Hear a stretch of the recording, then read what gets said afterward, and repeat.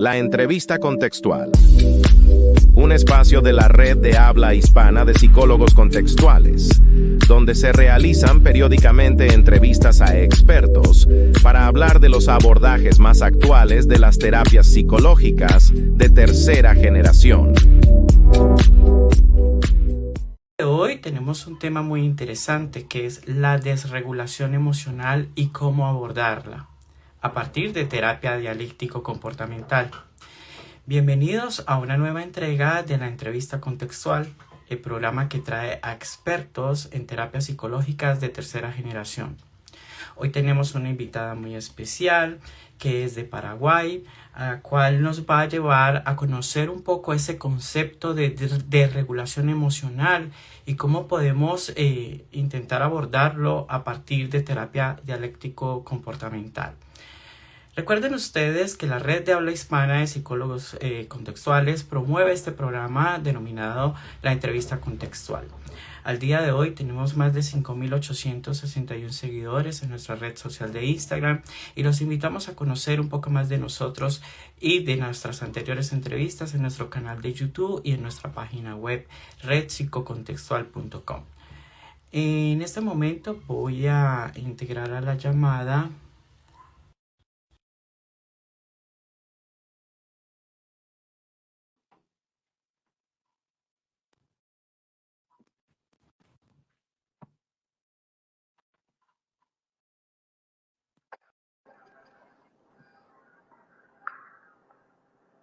Buenos días. Buenos días. Hola Lisa, bienvenida. Bienvenida a la entrevista contextual. Muchas gracias. Un placer estar con ustedes aquí hoy. Muchas gracias.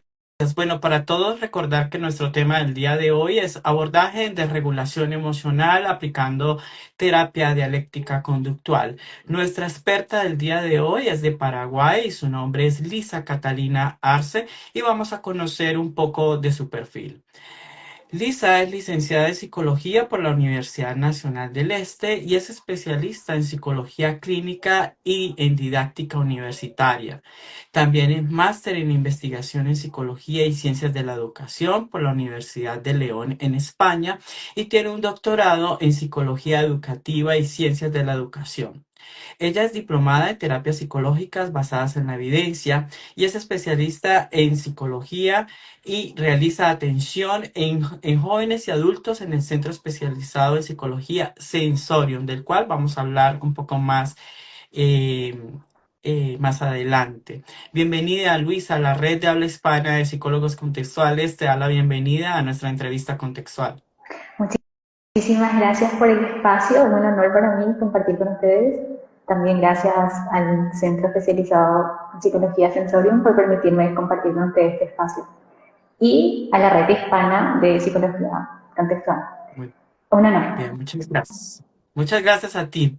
Bueno, entonces, normalmente cuando nosotros hacemos esta entrevista, pues nuestro público son ya psicólogos que están intentando conocer un poco acerca de estas terapias, pero también nos encontramos con estudiantes de último semestre de licenciatura en psicología, también con algunos psiquiatras que se interesan por este tipo de abordaje y por eso empezamos un poco de cero, ¿no? Entonces empezamos preguntando como a qué se le conoce como terapia dialéctica conductual DBT.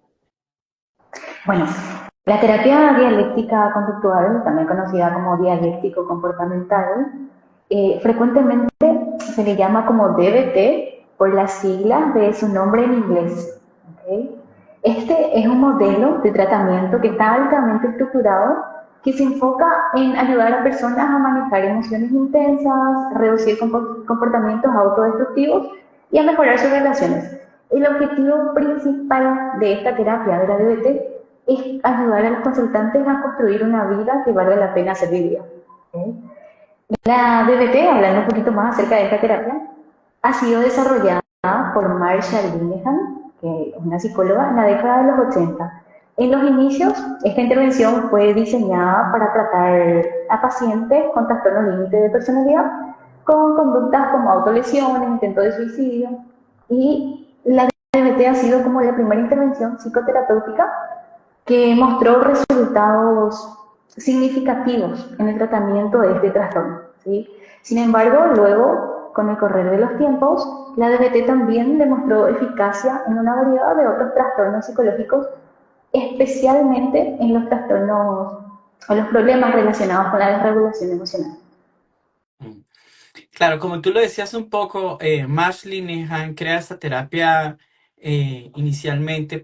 eh, Hoy en día ya se ha mostrado eficacia en este tratamiento, pero ya esta terapia también ya está incursionando en otros tipos de problemáticas que presentan en el día a día los clínicos, ¿no?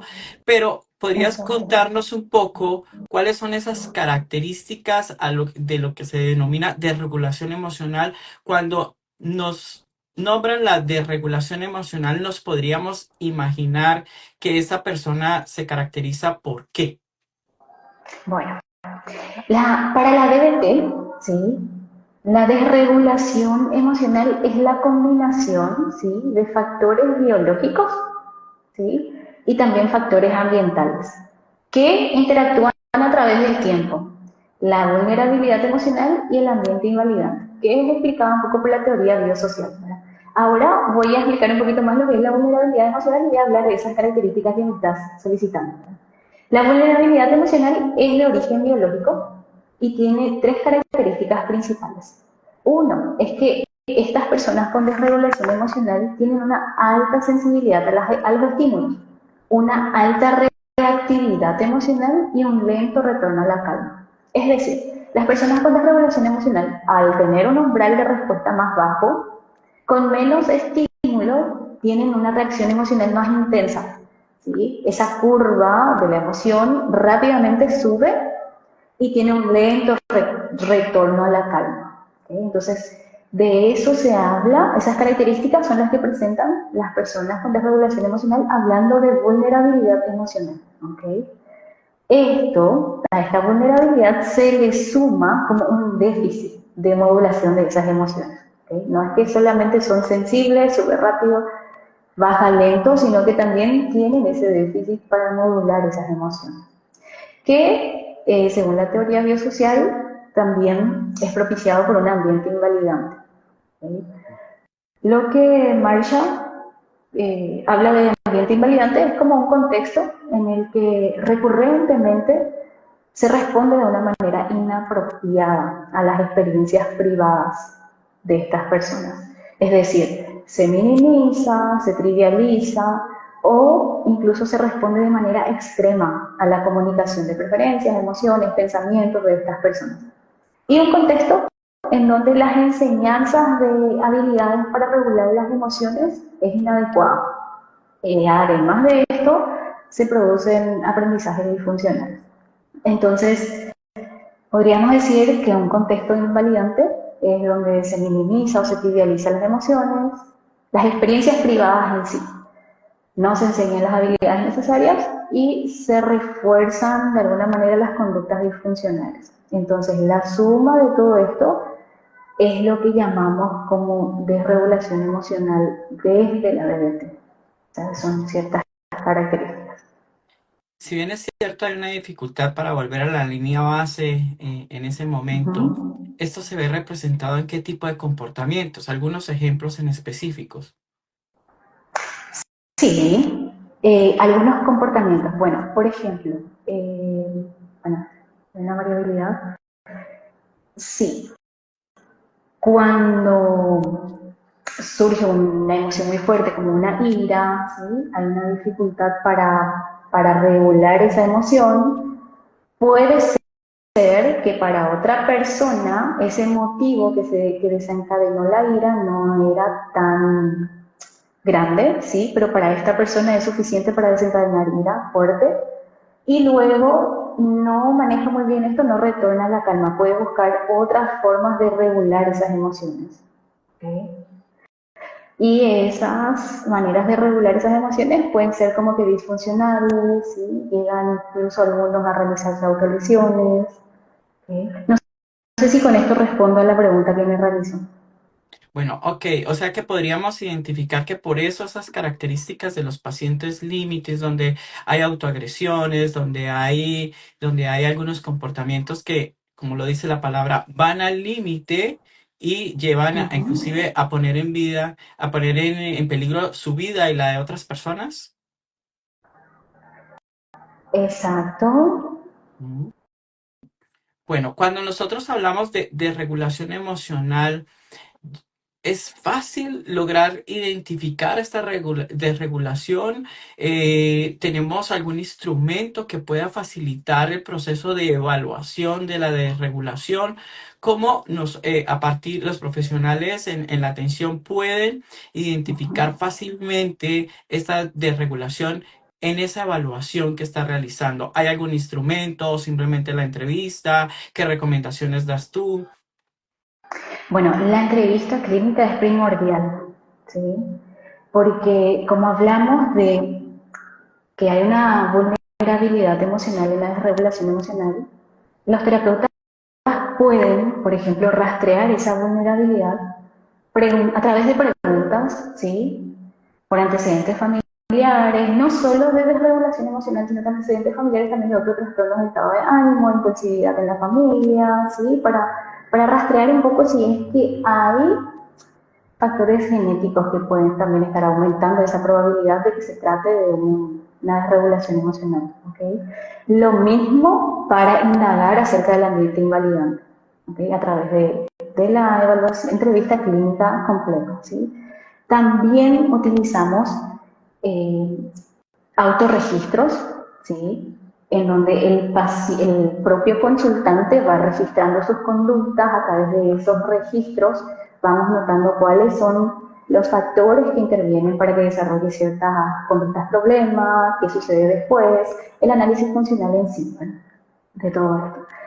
De hecho, esto es lo primordial, ¿sí? Evaluar e indagar muy bien cómo afecta a su día a día, etc. A partir del análisis funcional. También. Ujú.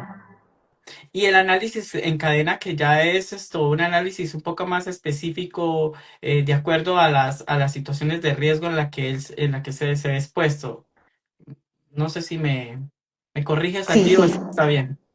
Sí, el análisis en cadena es algo que también utilizamos para la evaluación y a lo largo de todo el tratamiento, ¿sí? Es porque nos sirve a través de los autorregistros que llevan los consultantes, luego identificamos cuáles son ciertas conductas, problemas que se pudo haber presentado y trabajamos, realizamos los análisis en cadena, vemos cuáles han sido esos factores de vulnerabilidad, los eventos precipitantes, etcétera, etcétera. Y sí, nos sirve como instrumento de evaluación y también como una técnica, ¿sí? De análisis conductual durante todo el tratamiento, o sea que es transversal. Pero sí, exacto. Bueno, esto me trae acá unos casos específicos cuando atiendo consulta y es que algunos usuarios manifiestan tener dificultad para poder reconocer esas emociones que están interfiriendo en su día a día. Podríamos pensar que aquella persona que experimenta desregulación emocional no es tan consciente que la está experimentando y que no logra identificar exactamente en qué situaciones se encuentran sus emociones en ese momento. También en algunos consultantes se presenta esa dificultad, como que las emociones son, muchas veces las experimentan como tan intensas, ya no reconocen exactamente qué es lo que está sucediendo o qué es lo que están experimentando. En Y, algunos, y para aquellos también que posiblemente para ellos es una respuesta natural o no encuentran dificultad en aquello que están experimentando, también podría llegar a suceder que no lo ven como un problema, esa desregulación y lo sienten como natural. bueno, es que es importante allí identificar si eso que el consultante experimenta y cómo lo está manejando afecta al logro de sus objetivos, si afecta a su propia calidad de vida. Es algo que se tiene que ir trabajando como que de manera individualizada, ¿sí? Para que se pueda identificar o establecer, esta es una conducta problema para este consultante y para el logro de sus objetivos. Okay. Bueno, No sé si responde. sí, es que un poco lo decía porque puede ser que sí esté afectando, pero se encontraban en algunos usuarios, se encuentran que no son tan conscientes de ello, ¿no? De qué tanto este tipo de comportamientos esto han venido afectando su día a día y afectando inclusive a su entorno, ¿sí? Entonces, Claro, claro. allí, entonces, de la mano podríamos, inclusive desde el mismo análisis funcional, ¿crees tú que podríamos ir haciendo un análisis con el consultante para esa identificación? Claro que sí. Se puede ir Lógica, haciendo. Sí, lógicamente sin juicios, ¿no? exacto. Porque ellos ya vienen, como tú decías, de un ambiente invalidante, ¿no? Entonces, venir a invalidarlos a sesiones más Exacto. complejas. Exacto. Así es. Listo. ¿Cuál es? Hablábamos al inicio cómo Marsh Linehan crea la terapia dialéctico-comportamental diseñada para el trastorno límite de la personalidad, pero ¿en qué problemas psicológicos o problemas del día a día en los consultantes has encontrado que puede llegar a ser funcional o que se presente esta desregulación emocional? Con frecuencia, ¿en qué momentos de la vida de estas personas lo encuentras que se presenta allí? Bueno, como hablamos al inicio, la desregulación emocional es una de las características principales como del trastorno límite de la personalidad, ¿sí? Porque experimentan emociones intensas, cambiantes, tienen dificultades para manejarlas, etc. Pero también la desregulación emocional forma parte de otros problemas, ¿sí? Como el estrés postraumático, trastornos de la conducta alimentaria, trastornos relacionados con consumo de sustancias. También incluso puede estar presente ciertos problemas del estado de ánimo, de ansiedad, entre otros. Su pregunta iba también a ¿en qué momentos? Si me puede repetir, por favor. Sí, ¿en qué otro tipo de problemas, más allá inclusive de los Ah, mismos trastornos, recordamos que ujú, desde terapias contextuales hablamos desde una mirada ujú, despatologizante, ¿sí? exacto, sí, sí. Entonces, como le mencioné, los problemas de trastornos de ánimo, o sea que forma parte de un montón de problemáticas también. Bueno, inclusive ya encontramos estos documentos donde se ha venido trabajando DBT en problemas de pareja, ¿no? Exactamente, y principalmente en parejas como que altamente conflictivas, en donde hay serias dificultades en la comunicación, en donde surgen conflictos con facilidad. Ujú. Ok, una vez nosotros hemos identificado que sí y se presenta esta desregulación, ¿cuál es el foco de atención para el abordaje en desregulación emocional? Bueno, el foco de atención, trabajamos desde DBT realizando como que jerarquías, ¿sí? Lo principal que queremos lograr desde DBT es aumentar las habilidades del consultante para regular esas emociones, tener una mejor relación social, tener una mejor calidad de vida. Solo que el foco de atención en sí va a depender de cada consultante según la jerarquía de las problemáticas que está presentando en ese momento. Por ejemplo, si un consultante está con ideación suicida o incluso con intentos de suicidio recientes, lo primero que vamos a trabajar es esa conducta que está atentando contra su vida. El foco de nuestra intervención en ese momento va a ser mantener con vida al consultante. ¿Okay? Entonces, como que se trabaja con etapas. La primera etapa siempre va a ser trabajar esas conductas que atentan contra su vida, mantener con vida al consultante. Luego también se trabajan conductas que atentan contra la terapia y conductas que atentan contra la calidad de vida del consultante. Entonces, mantener con vida al consultante es lo primordial, como que se jerarquiza y el foco de atención va a ir dependiendo del consultante. Pero como mencioné, queremos construir una vida valiosa, ¿sí? Y el foco de atención es aumentar esas habilidades que está requiriendo el consultante para manejar mejor sus emociones y apuntar a sus objetivos. Muy bien. Y para poder lograr esos objetivos, ¿cuáles son esas técnicas como más relevantes que se utilizan en ese proceso de abordaje? Bueno, desde DBT se trabaja distintos modos de terapia, le llamamos modos, ¿sí? Buscamos aumentar la motivación del paciente para que aprenda nuevas conductas. Esto se realiza desde la terapia individual, ¿sí? En la terapia individual utilizamos técnicas. En realidad la DBT está compuesto por múltiples técnicas, ¿sí? Es un tratamiento estructurado pero con bastantes herramientas. Y una de las principales que está o debería estar desde el inicio hasta el final es la técnica de validación, ¿sí? Validar al paciente sus experiencias internas. Como ya usted mencionó al principio, el contexto del que está viniendo el consultante probablemente ya es muy difícil y muy invalidante, entonces desde terapia se busca esa validación, es una de las técnicas principales.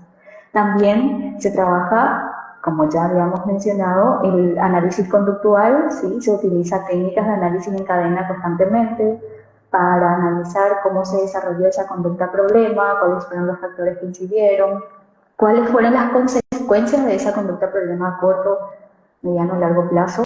También se utilizan técnicas de análisis de solución, ¿sí? Para buscar soluciones a esas conductas problemas, y también se utilizan estas técnicas para cuando no se desarrollan las habilidades o no se practican esas habilidades, no se llevan a cabo conductas que se acordó en sesión, entonces se realizan análisis de solución.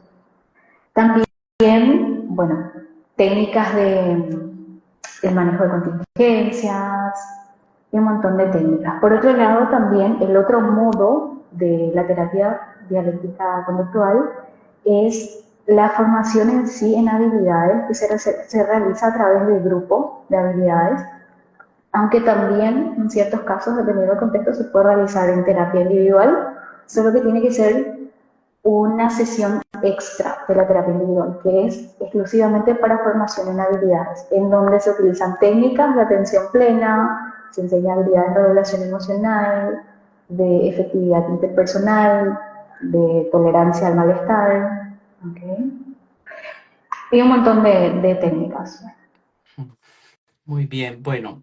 En nuestros países hispanos hay algunos mitos frente a la atención de personas, por ejemplo, con trastorno límite o que presentan este tipo de regulación, porque parece ser que es un trabajo bastante arduo, complejo, atender este tipo de casos y sobre todo que el terapeuta requiere de unas habilidades muy específicas y sobre todo de entrenamiento, ¿no? De entrenamientos específicos para esto y como lo hace el DBT, ¿no? Entrenamientos intensivos, donde se inicia desde esa teoría, se sumerge a la práctica, prácticas también personales del terapeuta y prácticas para habilidades para incorporar en el consultante. Pero entre ello, pues también encontramos unas prácticas que no son tan beneficiosas o inclusive iatrogénicas para nuestros consultantes. Siguiendo el hilo conductor de esto, quería preguntarte un poco acerca de qué no hacer, qué no decir o qué no hacer con un consultante que presente desregulación emocional, porque parece ser que esta es una de las dificultades que encontramos con los terapeutas, porque a veces se quedan como sin herramientas por falta de entrenamiento, pero ¿qué no decirle a una persona con desregulación emocional o qué no hacer? ¿Qué recomiendas tú? Bueno, respecto a qué no decirle, es lo más recomendable y es lo que pide DBT, es no invalidar al paciente o al consultante, ¿sí? No invalidar, no minimizar sus emociones, ¿okay? Esto en formación específica en DBT aprendemos y trabajamos muchísimo, ¿verdad? Entonces, es una de las habilidades que deben practicar los terapeutas que llevan a cabo esto. No minimizar sus son emociones, no negar, esto no sucedió, esto no es tan importante, ¿sí? O tus problemas son mínimos en comparación a problemas de otras personas, son completamente invalidantes. Entonces, principalmente eso. ¿Sí? Y también respecto a qué no hacer, bueno, no establecer límites claros, por ejemplo, es algo que no hay que hacer. Es decir, hay que establecer límites claros, por ejemplo, en la atención telefónica, sí, el coaching telefónico, que es una de las formas también de la terapia, que es importante que esté bien establecido en qué momento, de qué manera, cuándo sí, cuándo no, ¿sí? Porque podríamos estar como que reforzando las conductas problemas también y también como que generando cierta dependencia al terapeuta en algunos casos si es que no se realiza de una manera bien establecida tal como lo establece el protocolo, ¿no? Bueno, respecto al coaching telefónico, ese es un aspecto que he escuchado en terapeutas donde dicen tomar distancia de ese tipo de abordajes porque no están de acuerdo con, Uh-huh, con, con, con ese coaching telefónico. Si bien es cierto, uh-huh. tú dices establecer algunas reglas en específico con respecto a esa herramienta o a ese recurso. ¿A ti te ha funcionado? ¿Crees tú que en realidad los usuarios dan un buen uso a ese recurso o en algún momento también te ha sucedido que esto ha interferido en un momento en el cual no debería ser el que se ajusta para realizar una llamada? ¿Cómo lo ves tú? ¿Cuál ha sido tu experiencia? Bueno, desde mi experiencia sí he utilizado el coaching telefónico y me sirvió en momentos de crisis con consultantes, ¿sí? También es que sí, es un tema un poco vidrioso, sí, difícil de manejar, solo que también estamos formados para eso, como que tenemos bien establecido cómo manejar cuando un consultante nos está llamando en situaciones en donde no requiere ese coaching telefónico. Entonces, colocar ese límite, ok, hablaremos de esto en sesión, o bueno, si te llama para comentarte que sí realizó esa conducta problema, tenemos también establecido que debemos cortar esa llamada o ese contacto porque dentro de las 24 horas no tendremos que estar, no podríamos estar en contacto. O sea, tenemos ciertas pautas bien claras al respecto y al menos desde mi experiencia me resultó de utilidad en momentos de crisis. Entonces, nos sirvió para qué? Para que en ese momento podamos generalizar esas habilidades y es también uno de los objetivos de la terapia dialéctico comportamental. Generalizar todo eso que se está trabajando en el grupo de habilidades, en terapia individual, que el consultante pueda llevar eso allá afuera, en donde está luchando con todo, y aplicar esas habilidades. Entonces, para eso sirvió, al menos en momentos puntuales. Ujú.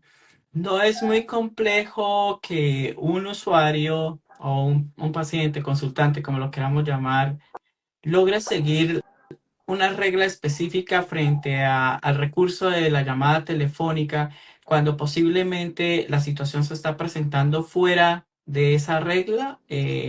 ¿Tú cómo lo has visto? Bueno, es, tiene razón, sí, solo que resultó como que de utilidad en ese momento, como le digo, de crisis, más todavía cuando se trata de intentos de suicidio, ¿sí? Cuando hay un impulso muy, muy fuerte de llevar a cabo cierta acción que va a atentar contra su vida, ¿ok? Entonces, trabajamos eso en el coaching telefónico en ese momento específico, pero la intención también es luego trabajarlo nuevamente en terapia individual para que en la siguiente ocasión que vuelva a atravesar por una experiencia similar, una situación similar, como que ya tenga esa habilidad más fortalecida o aumentemos ya herramientas para que pueda manejarlo sin volver al coaching telefónico. O sea, no buscamos promover que siempre sea ese el camino para llevar a cabo una conducta asertiva. No sé si respondo a su pregunta. Sí, pero aquí me surge otra y es Sí. si el consultante es reiterativo en romper la regla, ¿cómo actúa el terapeuta frente a esto? Es bueno, es importantísimo siempre analizar la experiencia, o sea, el caso en particular, ¿sí? Me vienen casos a la mente, ¿sí? Con esa pregunta que usted nos está realizando. Establecemos ciertos planes de crisis, ¿sí? En donde intentamos siempre ya pautar cuáles van a ser los pasos que ese consultante llevará a cabo. Entonces, bueno, si es reiterativo, en algún momento hay que establecer de una manera más clara ese límite, ¿sí?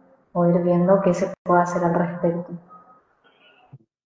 Muy bien, bueno, y ahora, bueno, antes de continuar, las personas que están conectadas, si tienen alguna pregunta, la pueden dejar aquí en el chat de este encuentro. Hablemos de un aspecto muy importante y son las habilidades del terapeuta, ¿sí? ¿Cuáles son esas habilidades del terapeuta que se requieren? Porque pareciera ser que a partir de la complejidad de estos casos y sobre todo a partir de ese entrenamiento intensivo que necesita este terapeuta DBT, pues pareciera que necesitamos también unas habilidades tanto personales como habilidades profesionales. ¿Cuáles son las que tú logras identificar que son allí como punto clave para la aplicación de DBT? Y una de las principales habilidades es la de validación, de validar a los pacientes, saber cuándo validar, qué no validar, ¿sí? Y esto, al ser una habilidad, se puede aprender, se puede ir fortaleciendo, ¿sí? Es algo que vamos desarrollando. Una de esas habilidades. Las habilidades básicas de comunicación, ¿sí? De escucha activa, también las habilidades necesarias para poner o dejar bien claro esos límites y poder respetar esos límites establecidos en la relación terapéutica, ¿sí? También, al ser considerado un trabajo que requiere mucho del terapeuta, también es importante las habilidades que implican el autocuidado del terapeuta, ¿sí? La búsqueda de ayuda, la participación en los equipos, ¿sí? Como que son habilidades básicas desde mi perspectiva, ¿no? Que requerimos para poder trabajar con estos consultantes. Y también, muy necesario, las habilidades propias de regulación emocional del terapeuta.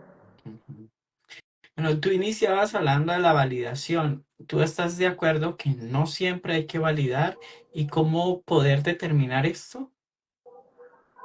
Bueno, validamos, ¿sí? Las experiencias privadas, las emociones, los pensamientos, pero a la vez probablemente no vamos a validar ciertas conductas que están siendo disfuncionales, ¿sí? Entonces, saber identificar esto, no es que vamos a validar todo, sino que validamos ciertas emociones, experiencias en este contexto, en este momento, y ciertas conductas en cambio, y es ahí también donde promovemos la aceptación, por un lado, que es la dialéctica, ¿no? La aceptación y el cambio, que es lo que buscamos.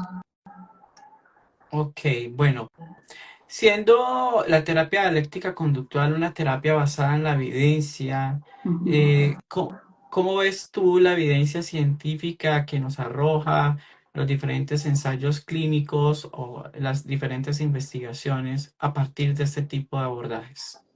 Sí, bueno, hablamos un poco, bueno, hablo yo, ¿verdad? Que una de las asociaciones, por ejemplo, la Asociación de Psicología Americana, la APA, considera que La terapia dialéctico-comportamental tiene un fuerte apoyo de la investigación, ¿sí? Es decir, es un tratamiento basado en evidencia y hay un montón de trabajos que evidencian esto, ¿sí?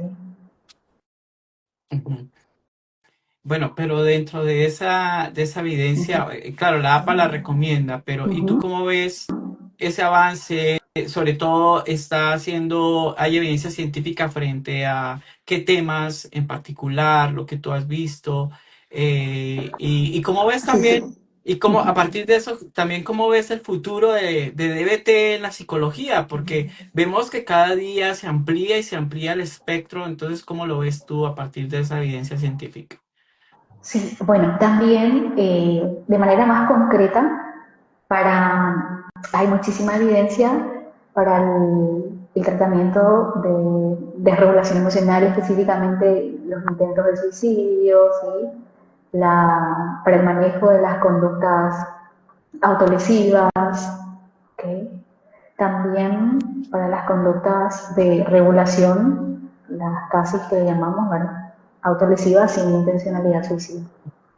Respecto a cómo lo veo, bueno, eh, tengo esperanzas, sí, de que esto avance también a otras áreas. Por ejemplo, el entrenamiento de habilidades en sí, que pueda ser útil también para otras poblaciones, por ejemplo, a los universitarios, a la población estudiantil. Es algo muy particular mío que me gustaría, por ejemplo, instalar, ¿sí? Y demostrar si realmente puede servir eso de manera aislada, ¿sí? Entonces, es algo que me interesa y sí que me gustaría trabajar al respecto. No sé si respondo a tu pregunta, ¿no? Ok, muy bien. Bueno, esto, ahora tú me hablabas, cuando te preguntaba sobre un tema en específico, decías que te venía un poco algunos casos.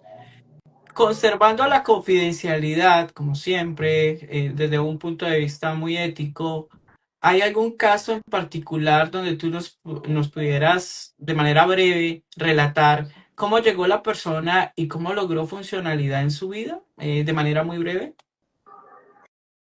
Bueno, eh, bueno, hay casos y casos, ¿sí? Con algunos que es mucho más difícil lograr, que trabajamos para encontrar motivos para vivir, ¿sí? Que nos lleva un montón de tiempo hacer eso, etcétera.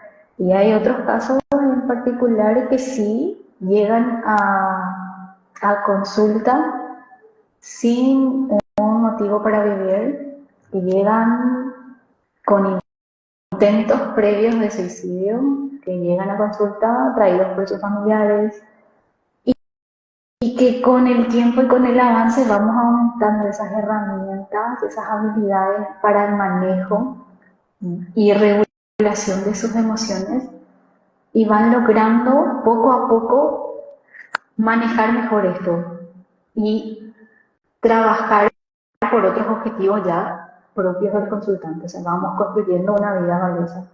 Entonces, es así. Ujú.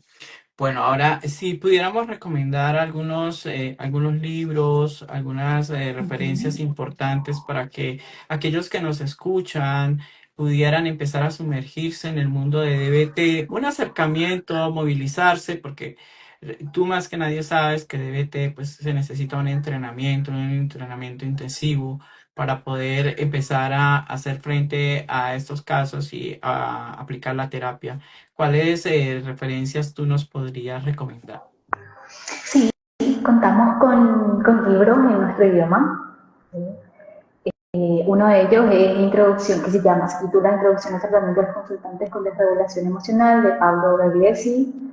También contamos con los manuales, ¿sí?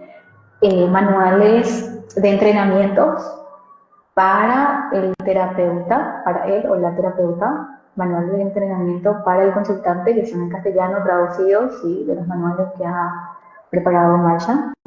Y también eh, un libro que sí me gustaría recomendar también es el libro que se llama Sumar al Amor, que puede ser útil para familiares de personas con desregulación emocional, que también es algo que es muy importante. Entonces, este libro puede ser recomendado a familiares para que tengan un mayor acercamiento, ideas de lo que es la desregulación emocional desde la terapia dialéctica comportamental.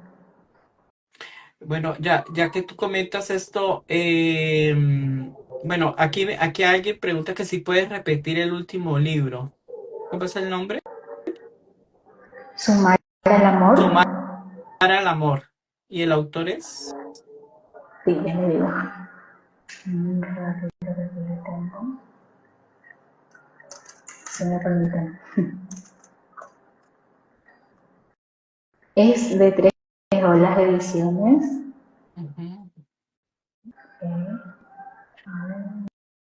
O sea, lo pueden conseguir Pablo Gagliesi y Paula José Quintero. y lo consiguen en 3 olas. Ok, bueno, tú hablabas de la familia, cuéntame, ¿DBT contempla algún módulo para trabajar familia en especial y cómo se hace ese tipo de intervención? Sí, también contempla como que buscar modificar ese contexto, entonces se trabaja también de alguna manera con la familia. Se hacen también como grupos de entrenamientos específicos para familiares allegados de personas con desregulación emocional, donde se llevan a cabo encuentros de formación para dar a conocer esto y aumentar también las habilidades de los familiares. En cuanto a la atención plena, las prácticas de mindfulness, ¿estas prácticas se integran desde el primer encuentro o tú qué recomiendas? Bueno, las prácticas de atención plena son la base, ¿sí?, para el aprendizaje de otras nuevas habilidades. Entonces, en los grupos de habilidades se comienza siempre con atención plena, ya sea el módulo en sí de atención plena y también durante todos los encuentros. Se inician con una breve práctica de atención plena, se desarrolla el tema que se tiene que desarrollar el día, se vuelve a cerrar con una práctica de atención plena.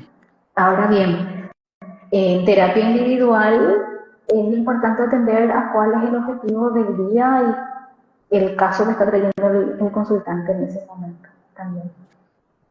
Y en el caso de trabajo de tolerancia al malestar, solamente se incorpora cuando sea necesario, no en todos los encuentros se trabaja tolerancia al malestar, por ejemplo, o solamente cuando se Eh, necesite. no, no, no. Los entrenamientos, ¿sí?, están también bien estructurados, como que por módulos. Entonces, se llega hasta el módulo de tolerancia al malestar y se desarrolla ese módulo que dura ciertas sesiones. Ahora bien, si en terapia individual notamos que el consultante está necesitando de ciertas habilidades de tolerancia al malestar y todavía no se llegó a desarrollar ese módulo en el entrenamiento, entonces el terapeuta puede ya tratar de enseñar esas habilidades al consultante en terapia individual cuando sea necesario. Ujú. Si bien es cierto, todos los módulos o todas las técnicas que tú has mencionado son muy importantes y, por ejemplo, en el caso de mindfulness, tú hablas de la importancia desde el inicio hasta el final. ¿Por qué? Porque puede llegar a generar más apertura, reconocer un poco más la gestión de sus emociones y esto abre el camino para poder facilitar la integración de otros tipos de técnicas. ¿Qué otro tipo de técnicas crees tú que sí o sí debe estar allí presente, aparte de mindfulness, y que tú dirías en realidad es aquella que va a fortalecer? Todos sabemos que los casos son distintos, pero ¿cuál de ellas tú dices en realidad esta funciona y funciona muy bien? Bueno, como ya indicó, depende mucho del caso, ¿sí? Herramientas que son importantísimas son aquellas para los momentos de crisis, ¿sí?, de supervivencia a las crisis que nosotros llamamos, aquellas habilidades de tolerancia al malestar enfocadas directamente al manejo de las crisis. No digo que esa sea la más útil ni la más necesaria, pero como que es importante, ¿sí? Y depende mucho, mucho de cada consultante. Claro, porque en el momento de crisis y esto necesita tomar la herramienta para poder hacer gestión a esa Ujú, situación como tal. exacto. Bueno, eh, Lisa, para nosotros ha sido muy importante este encuentro. Nos gustaría que nos comentaras acerca de Sensorium, qué servicios ofreces, qué servicios ofreces a partir de allí, dar a conocer el contacto, dónde los pueden ubicar y qué tipo de acceso a información o a servicios pueden tener, si hay servicio en línea, si hay, bueno, a quienes están en Paraguay, a dónde están ubicados, toda la información que tú nos puedas dar en este momento. Ok, de acuerdo. Bueno, Sensorium es un centro especializado en psicología que ofrece formación para psicólogos, de formación de terapias basadas en la evidencia científica, que es bastante importante. Pueden seguir al centro a través de su cuenta de Instagram, sensorium.psi. Y también ofrecemos atención psicológica a niños, adolescentes, adultos. Contamos con un equipo de psicoterapeutas especializados en cada una de esas poblaciones. Ok, entonces esto es un centro, bueno, y las formaciones son presenciales, son en línea. Un ratito, pido disculpas en realidad aquí. Ya.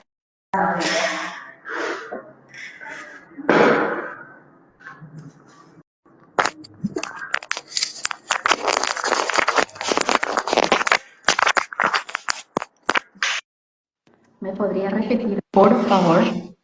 Estas formaciones que ofrecen en Sensorion, algunas son presenciales, otras en línea, para... Sí, bueno, la mayoría son de acceso online, o sea, en línea actualmente. Entonces pueden encontrar en la página web de Sensorium los cursos súper interesantes para terapeutas. Ok, ¿y solamente de DBT o de terapias basadas en la evidencia? No, no, terapias basadas en la evidencia. Muy bien.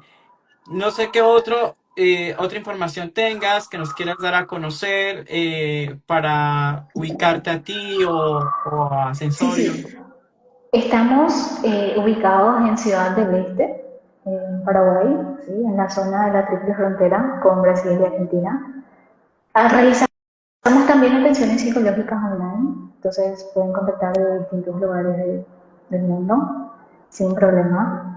Y eso, bueno, también en caso de que tengan interés en seguirme, mi cuenta, sí, puntualizarse, está disponible y trabajo principalmente con adultos. Muy bien. Bueno, para ir cerrando nuestro encuentro, ¿qué mensaje te gustaría dejar a los terapeutas acerca de lo que es DBT en el trabajo en desregulación emocional? Bueno, el mensaje principal es que es una terapia bastante bonita, con el objetivo, porque el objetivo que lleva es construir una vida valiosa. Es todo un desafío, porque los propios libros mencionan que es una población difícil de trabajar, pero es también como que muy satisfactorio el trabajo. Y les invito a conocer, a formarse si es posible en esta terapia, que es muy, muy importante. Exactamente, ¿tú recomendarías formarse en DBT? ¿Por qué? ¿Por qué? ¿Por qué cautivarías a los demás a que se formaran en DBT? ¿Por qué? Porque justamente es como que la terapia que muestra evidencia de que funciona para atender a los consultantes con ideación suicida, o sea, con conductas que atentan contra su vida. Entonces me parece muy necesario que manejemos herramientas técnicas de esto, porque es una problemática el tema del suicidio. Es una problemática y que es necesario que lo abordemos. Y con las mejores herramientas, con las herramientas más útiles desde nuestra profesión. Ujú. ¿Me podría recordar la dirección de Sensorium para poder que las personas que están aquí puedan tener ese Sí, dato? en Instagram la cuenta es @sensorium.psi, PSI, Y las atenciones presenciales las realizan en en Ciudad del Este. Ciudad del Este. Bueno, de la red de habla hispana de psicólogos contextuales quiere agradecer a Sensorium por permitir que Lisa esté hoy con nosotros compartiendo todo su conocimiento a partir de terapia dialéctica comportamental. Agradecemos el compromiso que tuvo para poder crear esta pequeña alianza en este momento, para que visibilizar y motivar a los profesionales a conocer sobre DBT, sobre la desregulación emocional.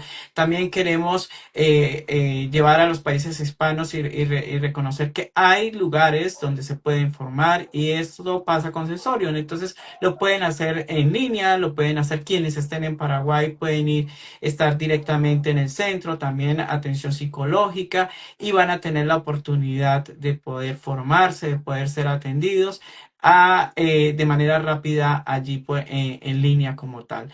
Entonces, Elisa, la red de habla hispana de psicólogos contextuales te agradece por poder estar aquí, estar con nosotros el día de hoy, por sacar tu tiempo, por tu disposición y por poder brindar esta información tan valiosa. Sabemos que estos encuentros que son tan cortos, porque bueno, la plataforma no nos permite más, pero tienen la intención de visibilizar a quienes, a los profesionales que trabajan a partir de terapias basadas en la evidencia y visibilizar también el trabajo, que es un trabajo valioso que se viene realizando en los diferentes países de habla hispana. Hoy nos correspondió Paraguay, estamos muy agradecidos con ustedes por poder formar parte de este grupo de expertos que hemos venido ya entrevistando. Cada 15 días tenemos un experto en nuestro programa que nos habla de un tema diferente a partir de terapias de tercera generación o terapias contextuales o basadas en la evidencia, como lo hemos venido identificando. Y lo único que queremos es visibilizarlos a cada uno de los profesionales y que nuestro público también tenga acceso a la información de una forma pronta, oportuna y basada en la evidencia.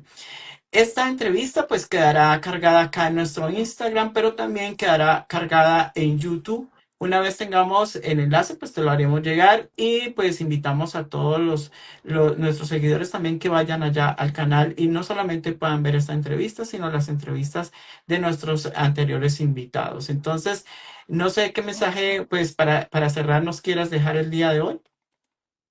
Bueno, agradecer mucho por la oportunidad, agradecer a la red por el espacio y también agradecer por el trabajo que vienen realizando para divulgar esto, lo del trabajo o las terapias basadas en la evidencia.